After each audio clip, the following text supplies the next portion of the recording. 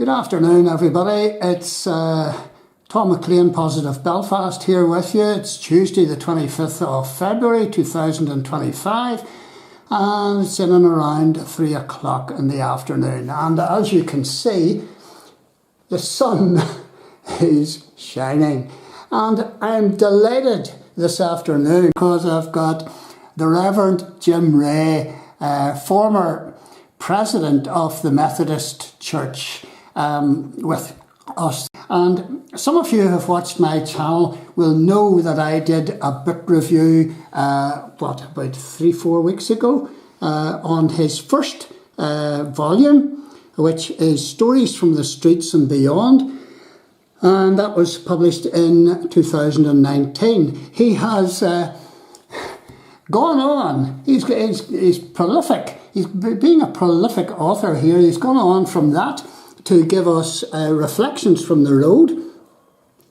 And that was published in, what was that, 2021 maybe? Yeah, thereabouts, yes, that's right. And then a third volume, Memorable Moments, from the best-selling author of Stories from the Streets and Reflections from the Road.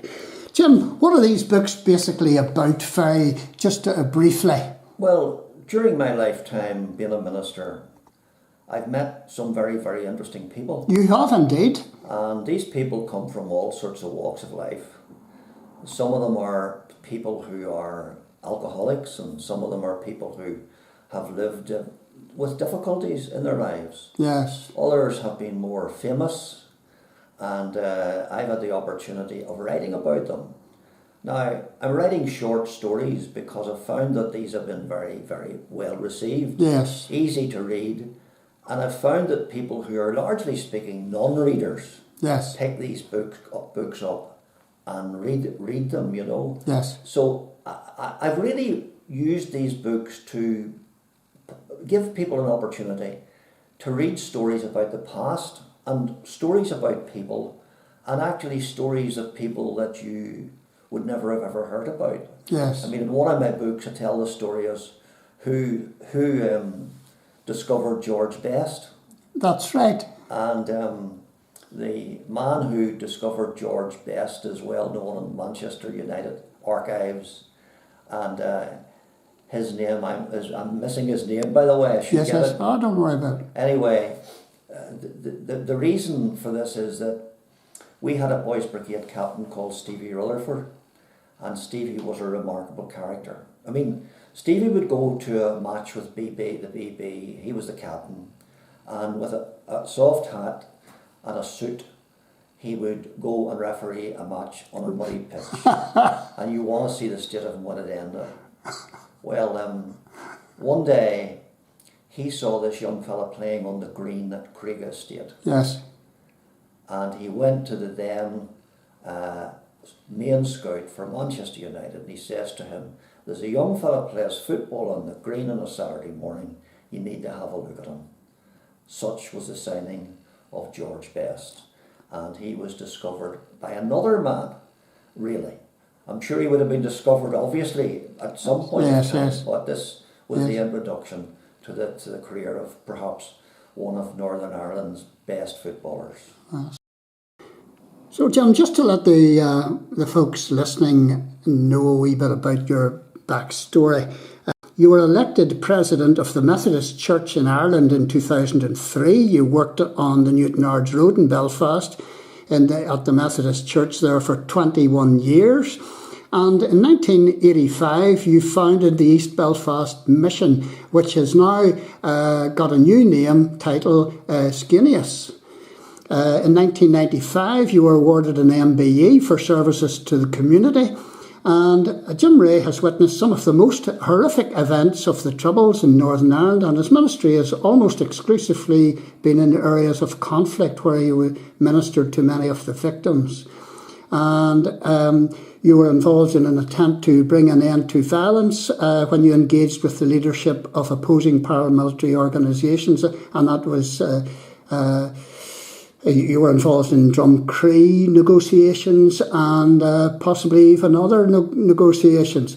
In 2014, your portrait featured in an art exhibition by Susan Hughes' Quiet Peacemakers. And then we have Billy Kennedy from the Belfast newsletter making a comment about you. You are a natural when it comes to storytelling and recounting personal experiences from a spiritual perspective. And it's always good to hear what Jim has to say. His social skills reflects a man who really cares. And then you've got David Blevins, Senior Ireland Correspondent of Sky News.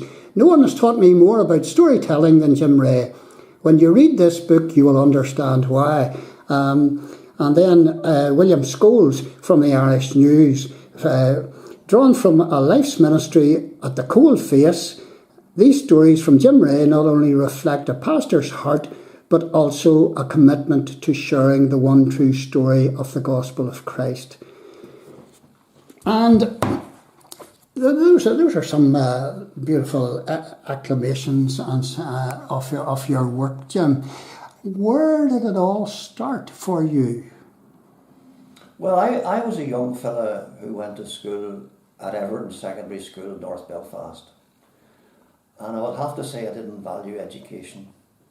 Right. I'm very keen now for young men, young women around the Shankhill area where I still work to really value education because it means a great deal. Right. So my life was basically in a secondary school in Belfast.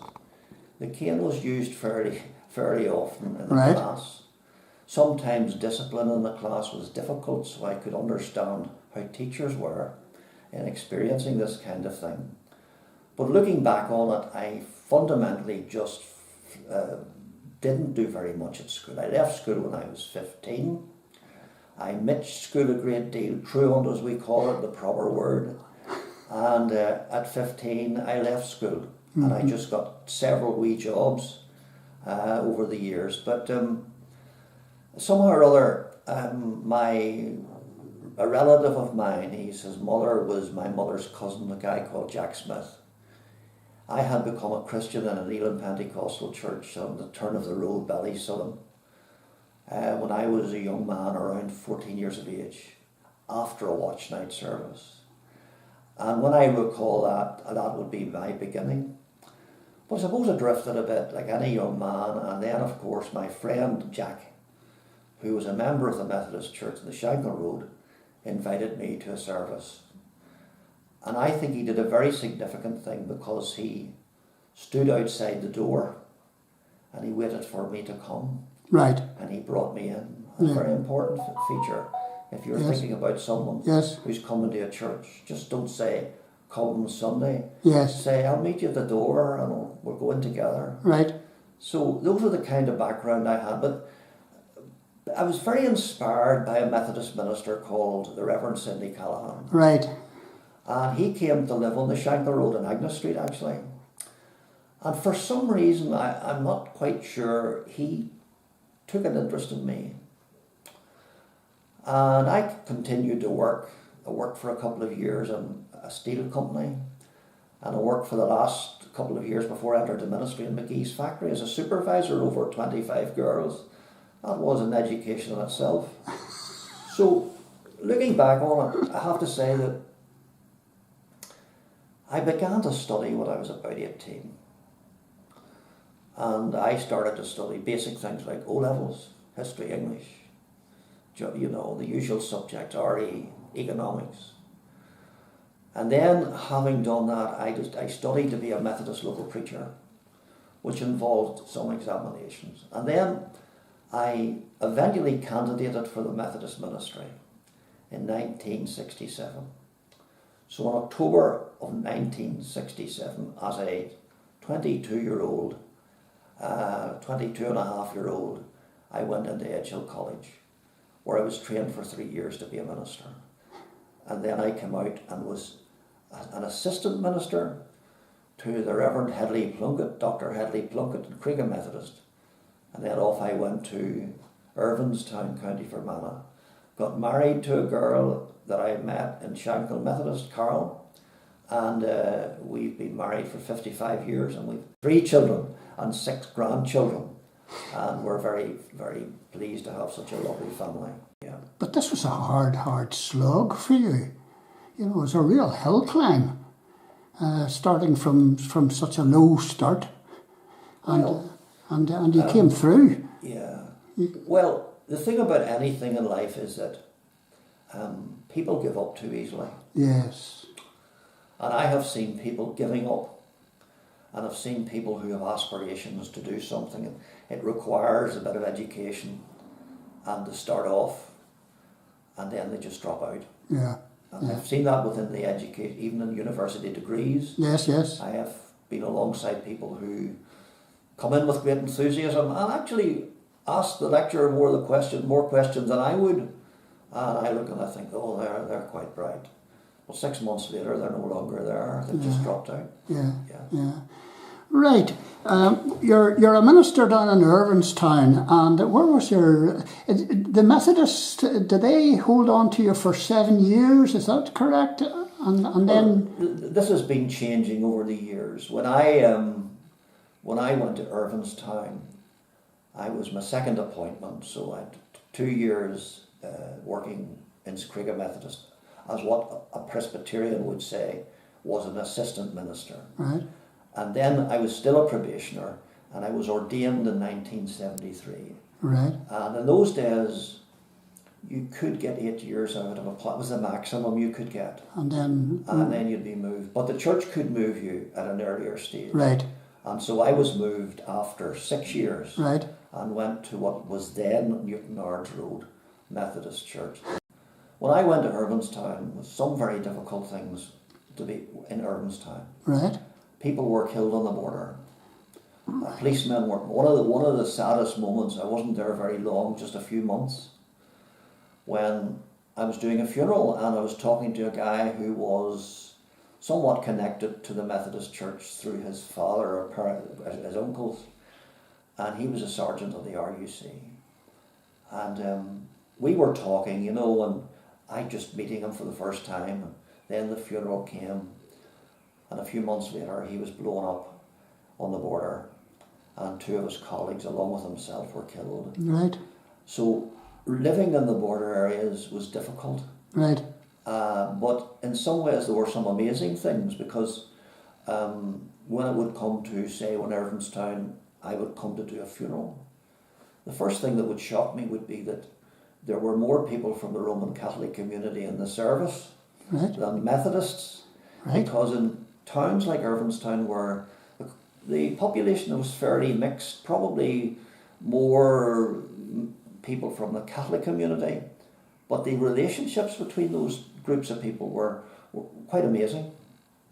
And I did also learn that in Fermanagh, there was another thing that was very striking. There was no class. There wasn't class distinctions. Right. People seemed to respect each other from whatever background, whether they were, in a lowly job or a professional. People were very, very warm-hearted. So I learned a lot. Sometimes I say to people, I went from living in Belfast streets to go to Irvinstown, and I thought silage was a perfume that women got for their Christmas present. But then when it was left in my hand by the farmers, I did see that it was rather odorous.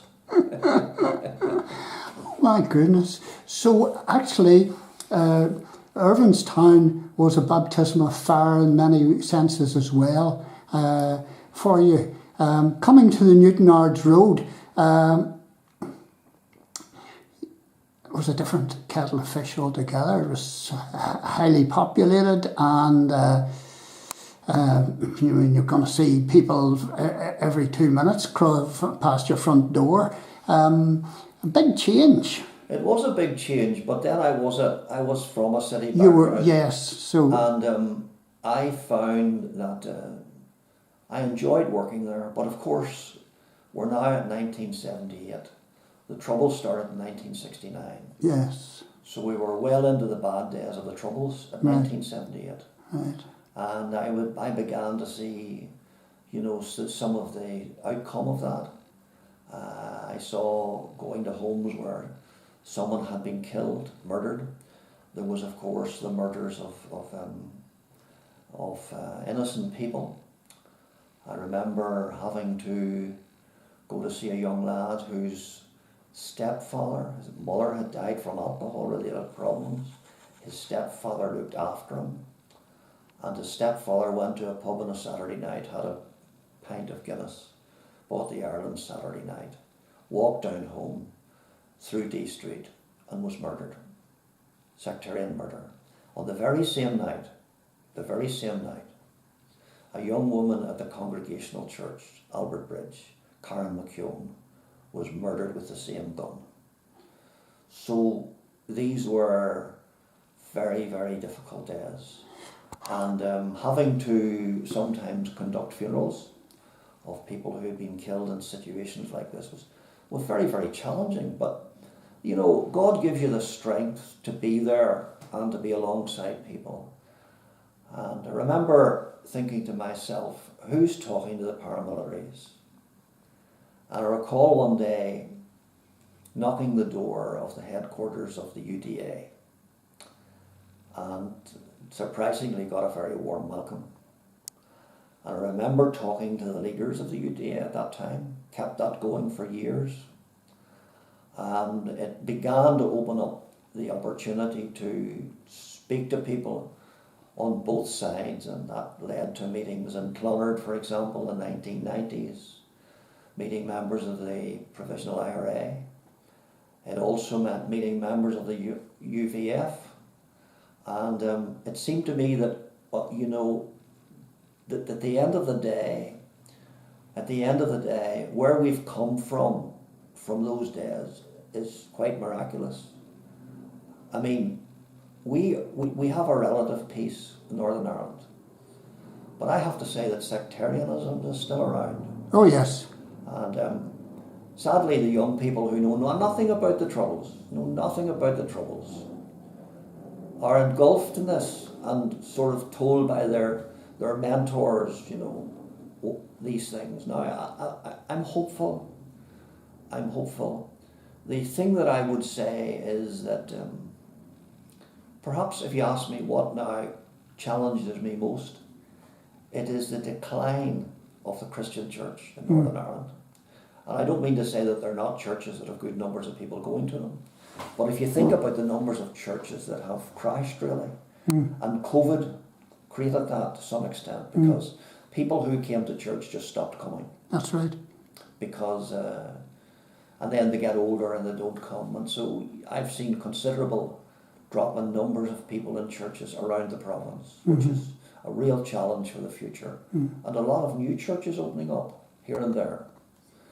Not that I think that some of those churches are doing very well.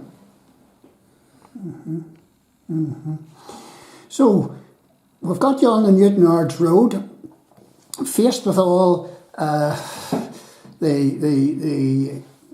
it's not the aftermath of the Troubles, right smack bang in the middle of the Troubles. And horrible things happening to innocent folks about the place, and you trying to bring God's comfort into those dreadful situations, which was just unbelievable to be trying to do. Very, very challenging. And then what's the next thing happens? You are involved in the Methodist Church there on the Newtownards Road, and it's 1985, and you have this idea of starting the East Befast Mission. Well, the thing about the East Befast Mission is it's like the story I told about Stevie the BB captain. There's another story about the East Befast Mission, and it's in my recent book, and it's about a man called Tommy Coy. And Tommy Coy was a man who came to church with his wife every Sunday. And going out through the door, he would shake my hand warmly and thank me for the service. Some time passed, a couple of years, 1980. I got a phone call from his wife. She says to me, Tommy is in hospital. He might appreciate a visit. And I said, well, where is he? What has happened to him? Thinking a heart attack or something like that. No, she said, he's an alcoholic. He's in the Graham Clinic at the Knockbracken Hospital. Mm-hmm. So on that Sunday evening, it was a beautiful day like today, summer night.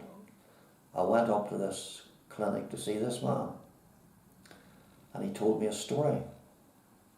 He told me how that he had worked in the shipyard, and then he started a wee business, and the business was a do-it-yourself shop down the Newtownards Road called Woody's. And the guys came around looking for protection money, and he wouldn't give it to them. So they burned him out. And amongst other things that happened, this drove him into alcoholism. And he said to me that he could drink and he never ever could show the signs of being drunk. Right.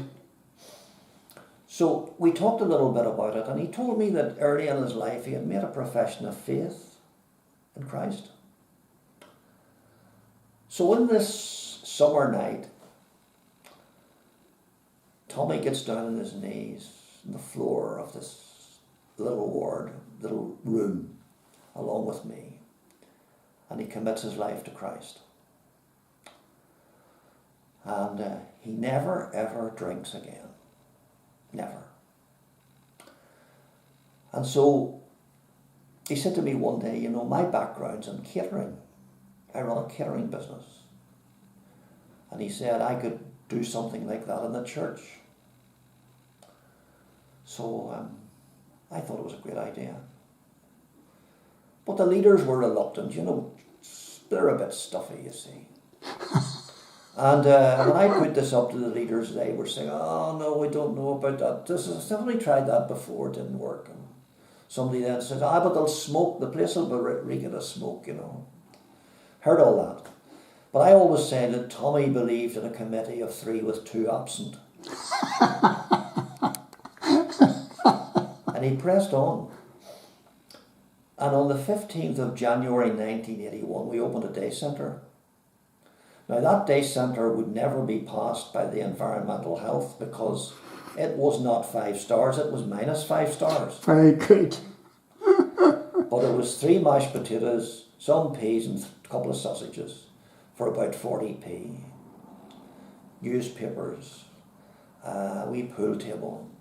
And people came in, surprisingly. Numbers every day.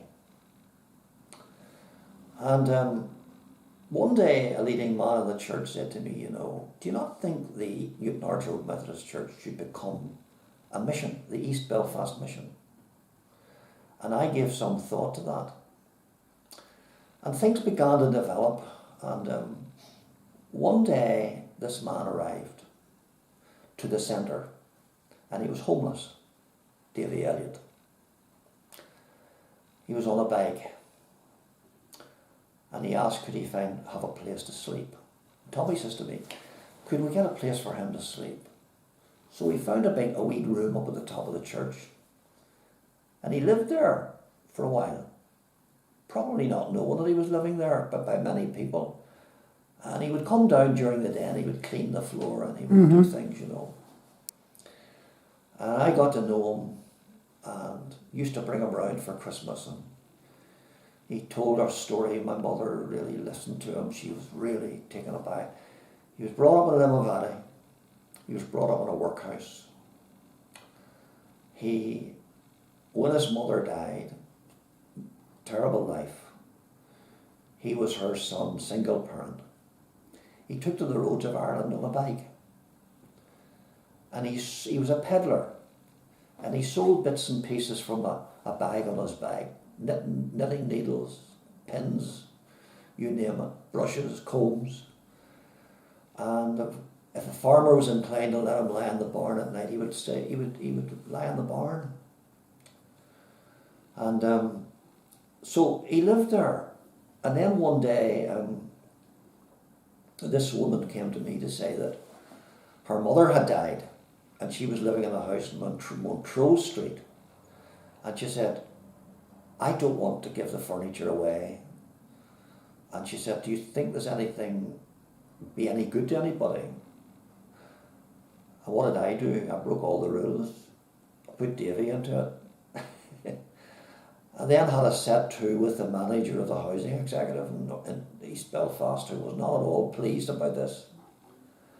Eventually I said, well, sure, you're knocking the houses down. So they're not. Some of the people are still living there. And eventually he got a little place in the Clarewood Estate. And he put on the wall, Done Roman. And during this time he had a great knowledge of the Bible. And he professed his faith in Christ. And one day in Ballyhackamore, he dropped dead on the street. He was, in my opinion, transferred to his permanent house.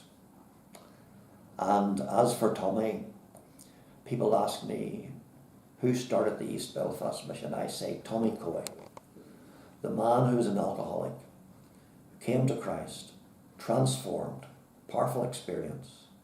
He too died actually at 74 years of age from asbestosis, having worked in the shipyard. So these were the stories, because it's amazing. You can do something in life. It's very, very simple. And it's remarkable what the outcome is. Right. That's what I have found. Some simple thing has become a remarkable thing. Right, Jim. We're heading up on 30 minutes there, and we have an awful lot more to. You can do a part 2 or something. Exactly. Yeah.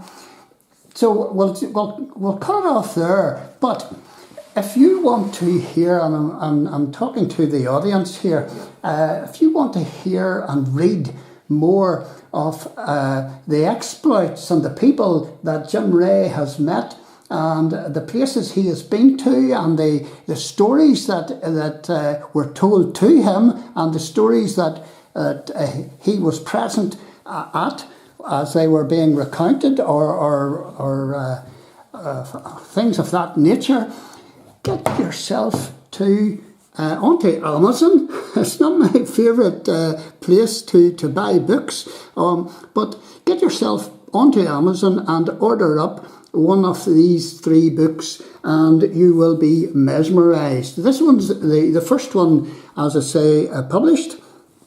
Stories from the Streets and Beyond. There's still some of those around in shops, yeah. Yes, and then we've got Reflections of the Road, and finally we've got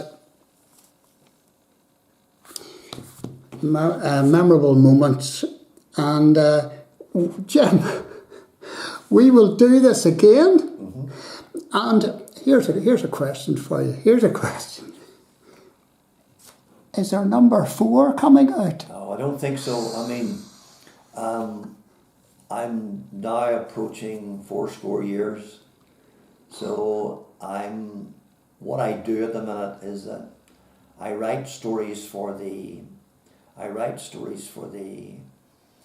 Belfast newsletter. Yes. Once every 6 weeks. For the Shankhill and Ballysilan, right, which is once a month. And for the Methodist newsletter. Right. And if, for example, I do a few stories to a camera sometime, read a few stories, that might be a good idea. Right. Good show. Listen, this has been wonderful, and thank you so much for giving me your time and actually believing in my wee channel, and we believe that God will honour his word as it goes forth this afternoon. Thank you very much, Jim.